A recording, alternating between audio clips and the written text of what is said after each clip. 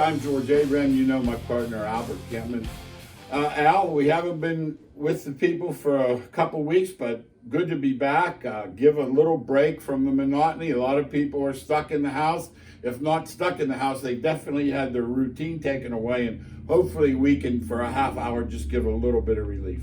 Yeah, that's one of the reasons George and I decided to come back on the air. We thought immediately that we as sports fans are seeing replays at all times, and you who have watched us for years now and got used to the show, we try to hit on the local, we try to hit on the around the world, we try to hit all the major sports, and anything right now to take the way George used the word monotony is really important, and that's what we're going to do today. We'll start off with our local segment with Girard's Dylan O'Hara, who now plays for Westminster. Not just plays, but was Player of the Year. And George, we know that when we followed Dylan, wasn't always easy for him. And he's a star. Let me say right now, I've seen as many of his home games as everybody but Craig Hannon. And I will say this, he was a star these last couple of years, especially this year. He changed his body, which we'll talk a little bit about. And I'll tell you what, he's a player. Yeah, and Craig is a good friend of ours, has always built up the O'Hara family. Always talking about how great they've done things. Now the dad's the superintendent at Girard. And, they would sneak in the gym, get extra time in. And then Dylan goes to Waynesburg, and it doesn't work out for him. Goes to YSU, sits out just to go to school, decides he still wants to play, comes to Westminster, and struggles with another injury. And when he got that second injury, you would think, I don't think he's going to be able to get through it. Instead, he changed his body, got in the weight room, got in nutrition, and became the PAC Player of the Year. Congratulations to Dylan O'Hara. And people talk about his versatility, George. You watched him play. Anything and everything. Right? Inside, outside, you name it. I'm watching him in warm-ups, just putting that ball down like it's nothing. That's what I always tell people about D3. Don't make the mistake of thinking these guys aren't players, because they are.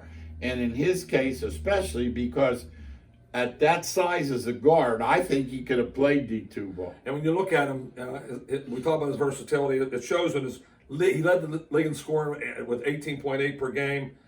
I love his free throw percentage. I like guys that step to the line and shoot over 80%. He shot 82% on the year, almost 5 rebounds a game, and a team high 49 steals. That is a Player of the Year stats. Not somebody that puts up volume shots, shoots 30% from the field, and averages 30 points a game, George. 40 from 3. Yes, 40% and for you guys that don't do the analytics, that's 60 from 2. And so congratulations to Dylan O'Hara for that great award, but more importantly, how he worked to get that done. Also working hard was senior South Range senior Chris Brooks.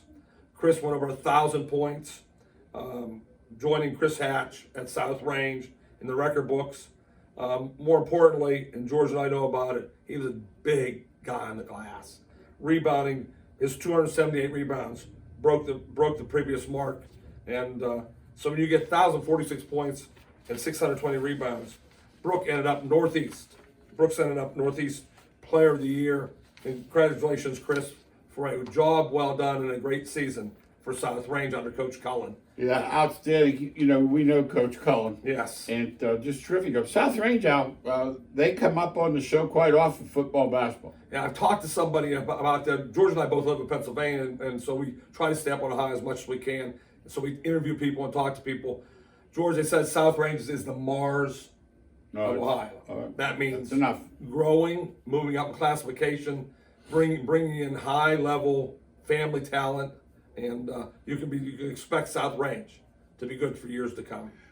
Talking about pro sports, now I know they're not playing, but there's a lot going on in the NFL. What I want to do is talk a little bit about Drew Brees and his generosity, talk some NCAA football, then come back and look at some free agent acquisitions, because that NFL league, they may have the draft teleconference, but they're full speed ahead.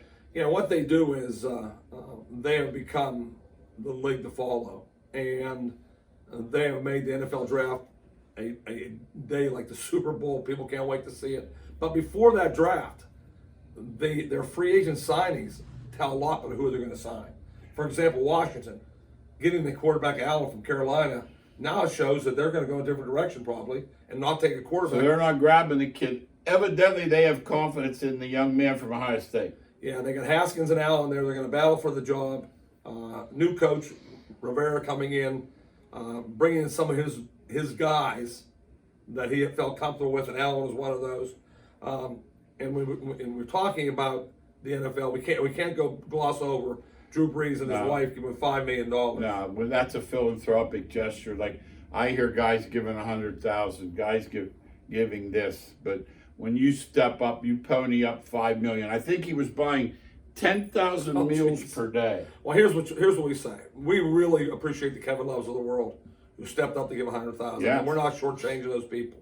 But for these millionaires and billionaires and millionaires especially, to step up and give $5 million, that is really going up and beyond, and understanding the stuff that we're going through right now. This crazy period of our lives. We like to see good stories instead of negative stories out there, and we want to bring that up. He could be governor of Louisiana tomorrow. Yeah, I better think so hope too. he doesn't decide. What he has done, he and his wife and family have tied their wagon to the place. In other words, Drew Brees is New Orleans. Yeah, Katrina, he took care of Katrina. Yes. Now he's taking care of this again. And we're an opinion show. And we've said before he kept his contract. And we said, he didn't give it away. No, he didn't. Well, now we can see what he's doing with that contract moves up in our eyes a little bit. Yeah. That hey, I might not have cared about my teammates at that time, but I sure care about the People city of New really Orleans. need it. Yes. Good job, Elwer. Yeah. Hey, MLB, they would have to play 18 weeks, 9 games a week to get it all in. So we know now we're not going to see a full Major League Baseball season. Talk about it, what you would like. I heard Manfred saying the other day, the 3-batter minimum, I'm off the chart with that. But I did hear him say baseball's a 9-inning game. I'm hoping. I don't want to see 7-inning games. I'm definitely against that. That's Pony League, am I right? Yes, that's what makes the change. That it takes 9 innings to win the game. There's no time on it, but it takes 9 full innings to win. Major League Baseball has to be 9 innings. I don't care if it's played doubleheaders or single games. They have to be 9 innings. I do have some thoughts on how you can make it work. Thought this through because I love baseball. I think interleague play should be abolished this year. I see no reason for it. We had a call in on one of our other shows that made the point that it's an uneven, 17. No, it's in each games league. going each Yeah, day, yes. because of the amount of teams in Right. each league. There has to be one interleague game per night. Yeah, and I like when he made that call, and so it suggested maybe have to be 3 to 6 interleague games, but that's to be the first team to go. Why? I love the old World Series action, where when you play Yankees and Dodgers. That's what I'm picking, by the way. Doesn't take much common Oh, sense, really? does it? And you're Stop going out on a limb. Yeah, on a limb, but you're looking at those two teams, and they never played before. They never saw each other before. And now the American League gets the National League. I'm big on that. I like that. And number two, I see. I have no idea how they're going to get the full season in. So if they're not going to get the full season in, I'm saying take it down all the way 2/3, take it down to 110 games, and you will see great races in those. And I'm talking about teams that are normally not Indians and Pirates.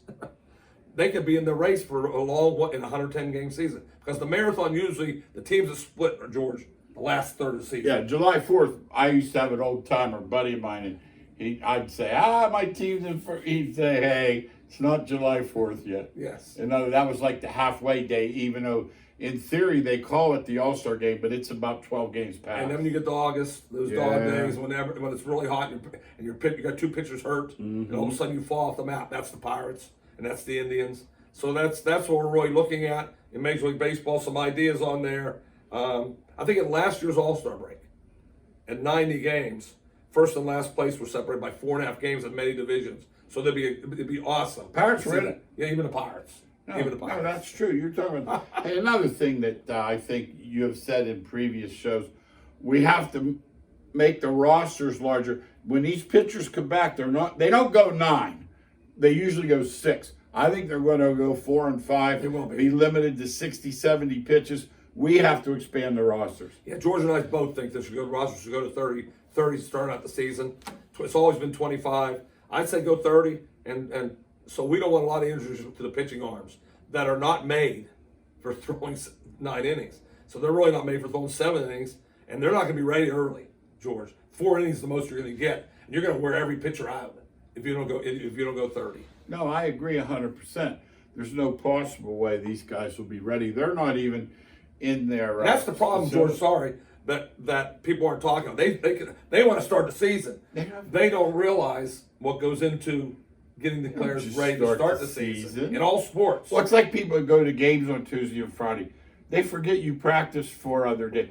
Why isn't Junior in there? Well, Junior either at practice or somewhere isn't performing up to standard. Yeah, we always have some go-to lines, and one George's favorite is that the coach thinks on Friday night, who am I going to play to lose? Yeah, we're not. No. Did you ever think a coach would, like parents think, why is he playing Harry? He doesn't like Junior. Yes. Well, he's watching him in practice, and he might have 4 guys do well with the ball, and he doesn't want that 5th one in there that does well. He wants somebody who's just going to screen, rebound, dive on the floor. Doesn't care if he gets the ball. Right. Jeez, that's important for the team. So practice is where you find that out. So in these games that are going Major League Baseball and NFL, don't think they're just coming right out of their house and they're going to start playing that next time. No, that's like when I was at George Junior, there were no parents, which was a good thing. And we'd go once in a while to a cottage after the game, Right. And they'd say, Coach, what can we do? I said, just don't ask him why he doesn't shoot more. If you don't do that, I can handle anything. That's enough. I can handle anything. I can handle anything. Just don't say, Dwayne, why don't you get more shots? Or doesn't coach like you? Oh, that is the issue of today's world. Absolutely. That the coach is telling you one thing, and then go home to the supper table. And I remember we were growing up, George. And remember, I know we're old fogies, and I know I call myself a dinosaur. But if I said something about the coach, didn't go any further. My dad would say, "Shut up, just play. Get better." Oh, jeez. No. And playing for a legend, you didn't have the opportunity of people thinking he was wrong. Oh, no. That was the other thing. Yeah. Like, and you did too. You played for Swagger. No, we played for never two of the greatest the guy coaches would go, well, he doesn't like so-and-so. What? How many games he win? I was as goofy as I was. They said, well, he won 20 games. Yeah, you can't say much. I know he's goofy, but... Right. So that's what you're up. Let's talk some NCAA football, then we'll do some NFL free agency, because they're really the only guys shaking and moving. The other teams, the other leagues are at a standstill. And I'll tell you what, with the way this disease is breaking and the numbers, I could say right now that no president of any league knows when he's starting. No way. No one does. That is a great point. We're talking about all the way down through the Senate of the United States, all the way to Aaron, who's doing our filming right now. We thank Aaron, by the way, for doing this. Yes. And we thank Greg, our producer, for putting this back on too. Greg, thank you so much. No one knows what's going on. No one knows what's going on tomorrow. Let alone down 2 months from now. Normally, these kids would be at their schools right now working out. The strength coach is like their dad for 3 months. Well, that's not going on. We talked to a Pitt basketball coach earlier. Everything they're doing is individual, sending out workouts, whatever. I heard the Florida State baseball coach, all he wants them to do is handle their own weights, push-ups, sit-ups, pull-ups, planks, whatever they have to do. But a lot of people don't know in football, they can start out 29 days before the season. So if the season got pushed all the way back, they can start 29 days early. Yeah, and when you're talking about college football, which is our big thing on this show, we love it. We love the high school sports to talk about it. That's important, but we love college football. These coaches don't have spring ball. No. And so they, who thought they would know exactly what their depth would be, who their second string quarterback would be. Well, what are we talking about no spring idea. for? Second team quarterback, depth, don't get anybody hurt. That's every year. And now they've lost all that. So they're going to be using whenever they get back, those times to be able to round into that. There'll be no hitting because they can't get anybody hurt. So whenever they decide to play, you're going to see some sloppy football. You're not going to see the best that you're used to seeing. But those bylaws that we have read up on in college football, they put some concerns on those coaches. Those coaches want to run and go right away. Yeah, they can't. They can't. That's just the way it works. No, and you're also, normally when those guys come, they're already in shape. Yes. They're going to lose that. Not like they always are. They can't be. No.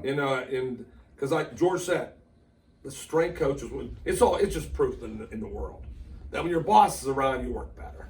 Well, when the strength coach is around, George, those kids are working like, now they're going to work hard because they're great, but not like when the strength coach is there screaming at them, twitching their face. No. Give me one more. No. Give me two more. When the boss is in the building. Yes, exactly. I mean, it's just the way it is. Right. But let's look now. Who's still? Draft is coming. We'll talk about that later. But free agency, they hit it full speed. There was talk of canceling it.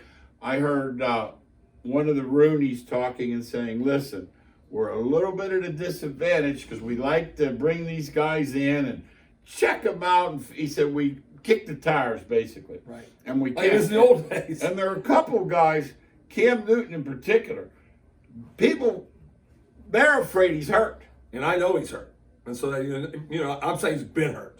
And he's those quarterbacks, they don't want to pay George. Yeah, $25 million, and you find out he can't go. He can't go the next day. Yeah. And so they're backing off him. Jameis Winston, a #1 pick, backing off him. I wouldn't, by the way. You know, I'm his biggest critic, but he's 26. Yeah, he's only 26 years old. Yeah. That's right. I mean, it's the dude at Ohio State's 23. 5,000 yards. Burrow is 23. Yeah, George and I see some positive in Jameis Winston. And we've been on him a lot. Oh, we've been on him a lot. But somebody throws for 5,000 yards in the NFL. Yeah, you can. Has some ability. Yeah. He has some Brady ability. walking right in there. I think he's walking in. And I see those tight ends, and I think with the way he liked Gronk. Yeah. No doubt. Right Brayton Howard are going to be great fantasy picks for you fantasy football players. Get them early because the boy Tom Brady likes to throw to his tight ends. One of the things we look at in free agency is the position that doesn't mean zero, and it's running back. Zero. No, why would you pay for a running back? And when you look at the Kansas City Chiefs, and Damian Williams is should have been the MVP of the Super Bowl. Yes. And George is a free agent. He was signed with the Miami Dolphins. Nobody thought he was good enough to play in the NFL. Weren't both Super Bowl backs undrafted? Yes. The kid from Purdue was on 7 teams. Yeah, exactly. For the 49ers. Yeah, Moisart, however you say So whatever we're doing, we're not paying running back. Yeah, don't pay him. So Gurley goes to Atlanta. Atlanta makes these mistakes all the time. Yeah, they do. They always wonder why they don't get there. Yes. Why would you pay for Todd Gurley, who anybody who watched him last year is not near the same player? I knew he was done. He was. And George called this. I said, I don't think he's injured. And George said, I know something's wrong with him. Well, yeah, they're playing that fat guy. Yeah, something's wrong. And I said, something's not right here. And didn't Atlanta just scoop him right up? And the one that's out there that no one knows for sure, including me, is Nick Foles. Oh, Nick Foles with the Eagles looked like John Unitas. Then he goes went to Jacksonville, and he looked like Al Campbell. I'm saying that no one's sure. My opinion, that's what this show's about, is he's going to get booed in Chicago because they have no playmakers. And I don't care who you are at quarterback. If you have Allen Robinson, the only receiver they have is any good, who are you going to throw the ball to? And he's not a guy that makes plays with his legs. So look out, Loretta. They're going to be coming after him. And Trubisky's a local kid, and we've been patient, but I would say he should be able to beat him out and show something. If he doesn't, he's going to be branded a second teamer. Yeah, that's where we're at. He's a Mentor Ohio kid. Bobby Grzancic, a local legend in coaching and mentor from Girard. When you talk to Bobby, he says nothing but great things about Trubinsky. His son and him are great friends, but he has not stepped up. You liked him at Carolina. No, I like 13 him. I still like him a lot. But I'll admit when I'm wrong. Right. I think once again, if you're only 20-some years old, yeah, he's got. George, you said about Winston. Give the guy a chance to grow into his job a little bit. But he's known to be with this coach, supposed to be a guru. This Nagy, I've not seen it. I haven't seen it either. What are they talking about? I know. They love this guru stuff. And then we got the biggest one. Yeah. Tom Brady. How about Tom Brady? Oh. Who would ever think leaving New England for the Tampa Bay Bucks? By the way, we were wrong on the team, but we were right on his getting out of New England. Yeah, we thought he was going to Chargers. We said on that early. We thought the Chargers. And when you look at it, Bruce Arians said, Tom, you come here, I'll let you change some of the offense. Brady has an ego, so I like that idea. And then number two, he said, you're throwing who you're throwing to here. And he has 2 all-pro receivers, tight ends, Offense threw for 5,000 yards last year. And I think they lost 5 of their games by touchdown. Yeah, or they less. did. They So did. but you know what? As somebody called me yesterday when Vegas opens back up, Right. they're 20-1 or 25. I said, don't forget this though. They're in New Orleans division, which Tough means division. if they don't win the league, they're on the road. Yeah, that's a tough to win it all. Yeah. They can make the playoffs, though, Yeah. but tough to win it all. Yeah. But Tampa Bay is definitely heading in the right direction. There's no question about that. Are you an Arians guy? I don't know for the championship, but for getting an offense moving the basketball, Okay. I am. Okay. You know, football offensively is really It good. reminds me of your fat uncle let you stay up late. You know, like mom and dad said, get Al in bed by 10. He'd say, don't worry, Al, we'll have some fun when they leave. And you're up at midnight, and your mom comes in, you run upstairs real fast and jump in bed. we know That's those. what he reminds me of. Uncle Buck, I know. Yeah, Uncle Bob. Yeah. Some of the signings that I like myself. I thought the Cardinals had a great offseason. First of all, just getting Hopkins himself, but I thought Devondre Campbell was a great pickup from the Falcons. Led the team in tackles, sacked, 2 interceptions, under the radar guy right there. I thought the Titans trading Jarrell Casey was a bad choice. 5-time Pro Bowler. Broncos getting him cheap. I thought that was a great one. I thought the Bills signed. The Broncos grabbed a running back from San Diego. Yeah, they got Gordon. They got Gordon. Hey, let me ask you. See, being an old coach, when I see Houston gets rid of a star receiver like I'm on your side. I look, and everybody else thinks, and I don't like Bill O'Brien. Neither one of us do. I know. And you look, and what are they doing? Get rid of him. He's a great. And I look and think, how bad must that dude be that you can't put up with him any longer, and you send him away for a bag of beans? Well, not knowing that you were going to bring this up, I had to read myself. He never practiced. When I say never, he'd walk in on Tuesday and say, I'm not practicing this week.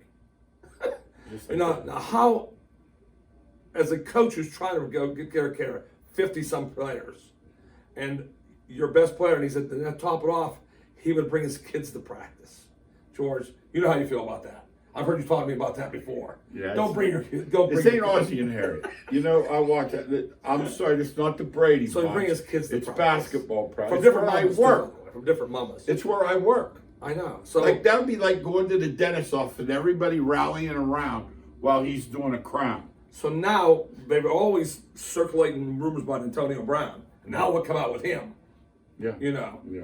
So they look on Sundays, and Hopkins is a Sunday tremendous player. But some coach has to, you know. So we're going to see how Kingsbury puts up with it in Arizona. He walks in and says, "Coach, I don't practice." Hey, real quick. Browns get an offensive tackle, Conklin. $42 million. He better protect Too someone. much money. Too much. See that? Once again, he's a good player, not a great player. $30 It's million. the Browns. We talk about Atlanta. That's the Browns. We talk about the Browns. The That's Browns the are going to. Browns. I think they're going to take an offensive tackle in the first round too. I think the Smith kid from Georgia is going to be their pick, and they're trying to build around Baker. I get it. Trying to get that done. I think Landry going out being out for the first 6 weeks or something hurts it. Really? That's your guy? You said you thought he was better than. The other guy's a phony. Yes. The other guy's all show and no go. He makes all those catches in warm-ups and all Those that. one-handers. But when push comes to shove, he's not there. Yeah, and for me, my favorite signing for sure is Indianapolis getting Rivers. I thought for sure you got the best offensive line in football, and he doesn't have to move, but he is going to step in there now and have a chance to throw and hand the ball off and move the ball, and they have a good team. I think it's the perfect fit for two people in Indianapolis and Rivers. Vikings got got rid of Diggs. It's another same thing, George. I watched Diggs one day. They were winning, and he was pouting on the sideline so bad because They were he winning wasn't again. they were winning at New Orleans, Wow. which in itself was a feat. Yeah, so I wrote down on my paper, Vikings will be 1,000 times better without him. How about that? People, they're all saying the opposite, George. Yep. If they watched our show, they said those two are nuts. No, he lost his mind, can't he? Yeah, I'm saying he's just a detriment to the team. And we coach. Having practice, As coach, I think that's what it it is. We coach, that's Yeah, why. I think that's what There's it is. nothing worse than having a cancer sitting there every day. Yep. No. And And it brings down the mood of the practice. Like, when you come in and there he is down the other Pounding end, and you're winning. You know, like what's he going to say on Monday? What was Zimmerman going to say? Congratulations, boys, but Stephon didn't get enough balls. Say we want to apologize to Stephon in the room here. We won in New Orleans. Yes. But Stephon isn't happy. Yes. I agree with you. As We coaches, can't do it. we've seen that. That's the We way that can't works. do it. Hey, let's look at the Browns and Steelers. A little bit of draft stuff. We'll get more draft stuff. By the way, they were going to go to Vegas and bring him up on a boat up to the stage. No way. Yeah, they were. So And now that's out. It's going to be all teleconference. So they had some big time plans. They had some big time plans. They were going to bring him across the water one at a time. Yeah. That is simply amazing. Yeah, Well, but- when I look at the draft, I see Pittsburgh is going to step out on a limb. I'm going to say it right now. They are going to take Jalen Hurts. You heard it first on this show. Wow. They need a backup for Roethlisberger. They're looking at Hurts. Hey, God just said thunder on that choice when I said Jalen Hurts. Yeah, that's You know, not a popular choice. And I think right now that he's the guy that when you see Jackson, your boy from Baltimore, Jackson's gone. and they said, wait a minute, you can make that happen in pros now, that you can use somebody's legs and also use the arms and prove it. I think Hurts is worth that in the second or third round. I think the Steelers are going to. Oh, they're not taking him first. No, they don't have a first rounder. But they don't have a first round. But I mean, first for them. Yes. Okay, that's what I'm for asking. them, yes. Any thoughts on the Browns? Well, when I talk Browns, I think I said I think they're going to take the Smith guy in the first round. That's what I think. That's where I think they're going to go. I think they need an offensive lineman to step in for Baker Mayfield. I think they're going to have to take care of that. And then the defense, I think they're going to secondary defensively. That makes sense. They have so many holes. That was fool's gold last year, picking them for 9 wins and They had all everybody that convinced, nonsense. though. They had No, everybody they did. convinced. No, I didn't. I'll say this. I didn't refute it, but I didn't. I was kind of Missouri. Prove it. Show me. I got it. Yeah, and they proved it to you. They proved can't. they couldn't handle it, and I'm hoping Mayfield stops with excuses. I'm hoping. I think all the Cleveland fans in this area, Just grow up. they just want them to represent an NFL franchise and head for winning without making excuses. They have so many excuse makers on that team, George. No, it's a team full of excuse makers and guys who haven't gotten it done for whatever reason. I think maybe getting ready Freddie Kitchens might help because I don't think he was ready for the job. I think you made that clear in your talks. No, he was not ready. No, I don't think he was. Well, let's look at the strongest position before last few minutes. Wide receiver. Yeah, when you talk a wide receiver, you're talking 9 potential guys that could have went in the first 10 picks. It's going and when you look at Jury from Alabama and Lamb from Oklahoma, two out studs that are unbelievable. And you go 9 deep, George. They're saying it's the greatest group of receivers ever in NFL draft history. I can believe that. I truly can. Yeah, it sounds good. I mean, if you want a receiver, there's plenty. But when Hamler's in the second group, That's your boy from Penn State. oh boy, gosh, can he run fast? Yes, and his quickness and cutting ability after he catches the ball is outstanding. You know, they're looking to in today's world yards after catch all the time because they throw so many people those short passes and want them to break one tackle in space and go for a touchdown. That is big in the realm of NFL. That's what Hamler does from Penn State. But that's what he can do. If you want somebody that can make that one guy miss, he's going. Now we have to give out a boo of the week.